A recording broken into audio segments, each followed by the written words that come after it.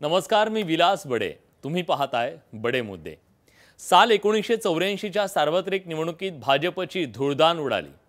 इंदिरा गांधींच्या हत्येनंतर झालेल्या निवडणुकीत भाजपचे फक्त 2 खासदार निवडून आले होते. इथून पुढचा मार्ग कसा असेल यावर मंथन सुरू होतं. अटल बिहारी वाजपेयींनी अध्यक्षपदाचा राजीनामा दिला आणि पक्षाची धुरा लालकृष्ण अडवाणींकडे आली. अटलजींच्या तुलनेत अडवाणी हिंदुत्वाच्या मुद्द्यावर अधिक आक्रमक होते.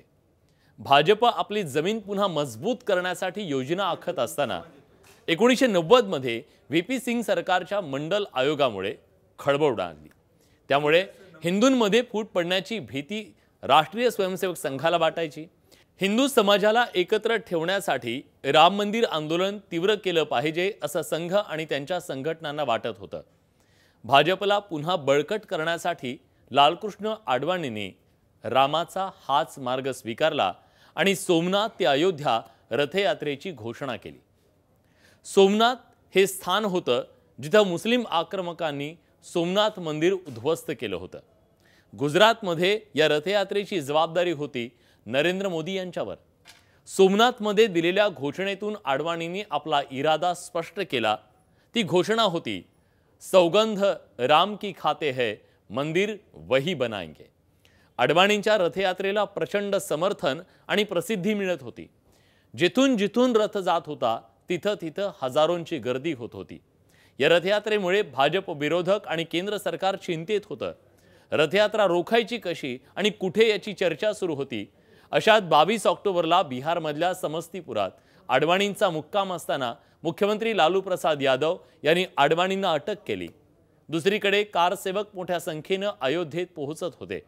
अशात 30 ऑक्टोबर 1990ला उत्तर प्रदेशचे मुख्यमंत्री मुलायम सिंग यादव यांच्या आदेशावरून अयोध्येत जमलेल्या कारसेवकांवर गोळीबार करण्यात आला. या गोळीबारात 55 कारसेवक मारले गेल्याचं सांगण्यात येतं. तर पोलिसांच्या नुसार 17 कारसेवकांचा मृत्यू झाला.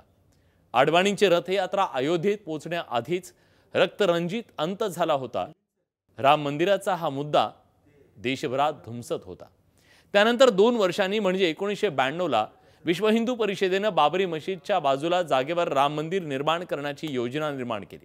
त्यानंतर पंतप्रधान PV नरसिंह राव यांनी अडवाणींशी चर्चा केली आणि न्यायालयाने कारसेवकांना भजन कीर्तन करण्याची परवानगी दिली.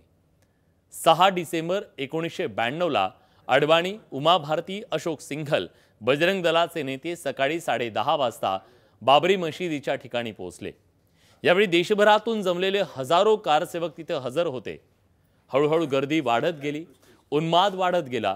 काही कारसेवक घुमटावर चढले आणि त्यांनी घुमट तोडायला सुरुवात केली. लालकृष्ण अडवाणी माईकवरून त्यांना थांबवण्याचा प्रयत्न करत होते. तोडफोड न करण्याची विनंती करत होते. पण गर्दी कुणाचंही ऐकण्याच्या मनस्थितीत नव्हती. बघता बघता बाबरी पाडल्याची बातमी सगळीकडे पोहोचली. देशभरात अनेक ठिकाणी दंगली घडल्या. कल्याण सिंग यांनी मुख्यमंत्री पदाचा राजीनामा दिला. राजस्थान, हिमाचल प्रदेशमधले भाजपचं सरकार बरखास्त करण्यात आलं. संपूर्ण प्रकरणाची चौकशी करण्यासाठी लिब्राहन आयोगाची स्थापना करण्यात आली आणि अखेर 2020 मध्ये न्यायालयानं अडवाणींना या प्रकरणातून क्लीन चिट दिली. आपल्या निकालात कोर्टानं स्पष्ट केलं की हा पूर्वनियोजित कट नव्हता आणि अडवाणी गर्दीला थांबवण्याचा प्रयत्न करत होते. राम मंदिर आंदोलनानं भाजपला देशव्यापी पक्ष केला.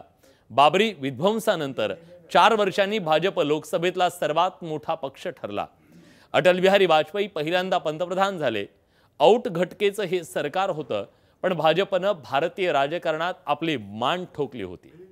काँग्रेसला पहिल्यांदाच आव्हान देणारा राष्ट्रीय पक्ष उभा राहिला होता आणि भाजपच्या या मोठ्या यशात योगदान राम मंदिर चळवळ आणि लालकृष्ण अडवाणींचं होतं. ज्यांच्या डोळ्यात दिखत बाबरी जमीनदोस्त करण्यात आली, ज्यांनी राम मंदिर निर्माणाची चळवळ घराघरात पोहोचवली, ते लालकृष्ण अडवाणी 22 जानेवारीला जेव्हा प्राणप्रतिष्ठापनाच्या कार्यक्रमाला हजर राहणार आहेत. चळवळी मूर्त स्वरूपात बघण्याचं भाग्य फार थोड्या लोकांना लाभतं. ते भाग्य अडवाणींना लाभलं. भाजपची देशाच्या राजकारणात प्रतिष्ठापना आणि प्रभू श्रीरामाची अयोध्येत, दोन्हींमध्ये लालकृष्ण अडवाणी हे नाव टाळून पुढे जाताच येणार नाही. बडे मुद्देमध्ये आपण इथेच थांबतोय. धन्यवाद.